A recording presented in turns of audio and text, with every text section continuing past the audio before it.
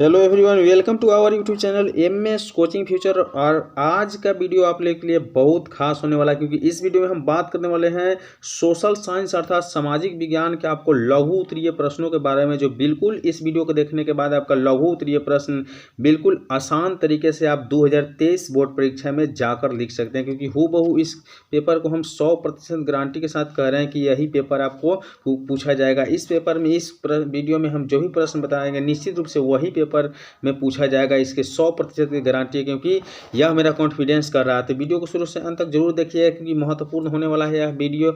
यदि इस चैनल पर नए हैं तो सब्सक्राइब करके बेल आइकन को जरूर प्रेस कर लीजिएगा, ताकि इसी प्रकार के वीडियो आपको हमेशा देखने के लिए मिलते रहे। तो चलिए हम देरी नहीं करते हुए शुरू करेंगे वीडियो। उससे पहले बता दें कि आप लोगों को जो लिमिट दिया जाता है 1 से 6 प्रश्न क्यों चीज में इतिहास में पूछा जाता है, जिनमें से किसी 3 प्रश्नों का उत्तर आपको देना होता है, जिसके लिए अंक कितने मिलते हैं, तो 2 मिलते हैं। तो देखिए आज का पहला जो प्रश्न आप लोग देख पा रहे हैं, दिया हुआ कि जर्मनी के एकीकरण की बाधाएं क्या थी।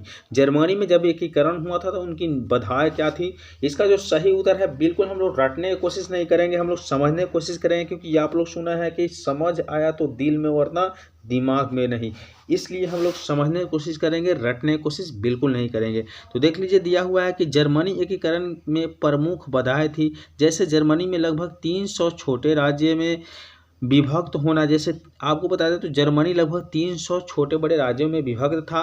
दूसरा जो है जर्मनी का भौगोलिक दृष्टिकोण से अलग थलग होना।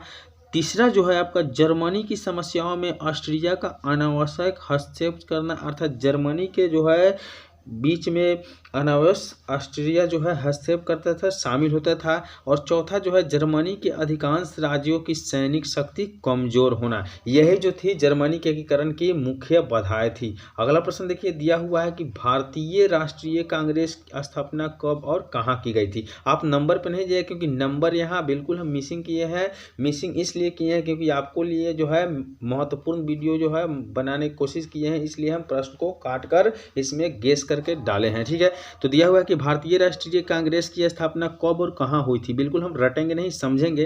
दिया हुआ है कि 28 दिसंबर की, क्या है 28 दिसंबर 1885 को भारतीय राष्ट्रीय कांग्रेस INC का पहला सत्र बॉम्बे में आयोजित किया गया और 31 दिसंबर तक जारी रहा।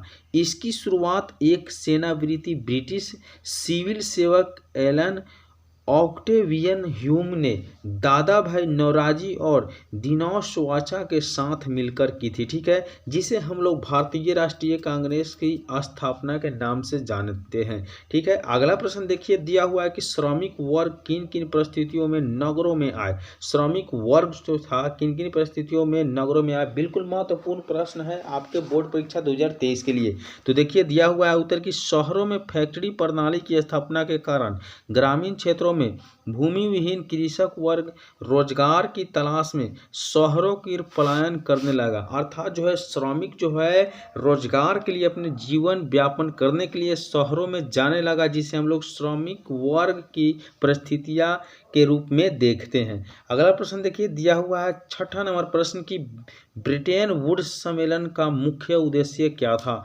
ब्रिटेन के लिए जो वुड्स सम्मेलन किया गया था उसका मुख्य उद्देश्य क्या था।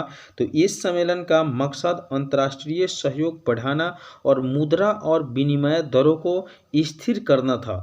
इस प्रणाली के निर्माताओं को यह यकीन था कि इसे मौद्रिक व्यवस्था से सोने को हटाकर हासिल किया जा सकता है। इसलिए उन्होंने पूरी दुनिया के लिए ही सोने की बजाय डॉलर का मानक तैयार कर दिया। यही जो था ब्रिटेन वुड्स सम्मेलन का मुख्य उद्देश्य था। ठीक है, अगला प्रश्न लोग देखते हैं। दिया हुआ है कि इटली तथा जर्मनी एकीकरण में ऑस्ट्रिया की क्या भूमिका थी। अब इटली तथा जर्मनी का एकीकरण हुआ था तो ऑस्ट्रिया की क्या भूमिका था, यह देख लेते हैं। दिया हुआ है कि ऑस्ट्रिया इटली और जर्मनी के एकीकरण का विरोधी था। इटली वेनेशिया और लोम्बिया पर ऑस्ट्रिया का अधिकार था।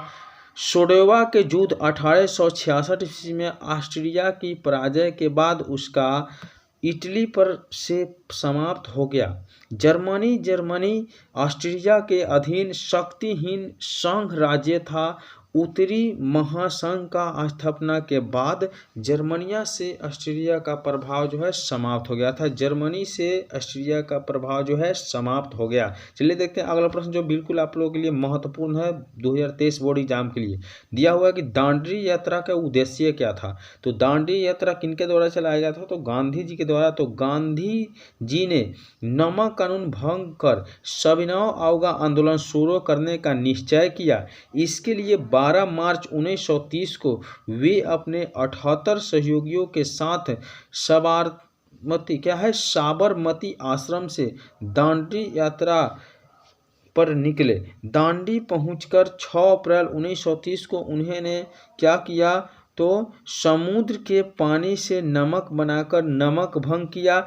इसी के साथ नमक सत्याग्रह आरंभ हुआ और शीघ्र ही यह देश में फैल गया, जिसे हम लोग दांडी उद्देश्य के नाम से जानते हैं। तो आज की वीडियो पे इतना ही, मिलेंगे अगले वीडियो में, तब तक के लिए बाय। यदि इस चैनल पर नए सब्सक्राइब नहीं किए हैं तो सब्सक्राइब करके बने रहिए इस यूट्यूब चैनल पर। चलिए मिलते हैं नेक्स्ट वीडियो में।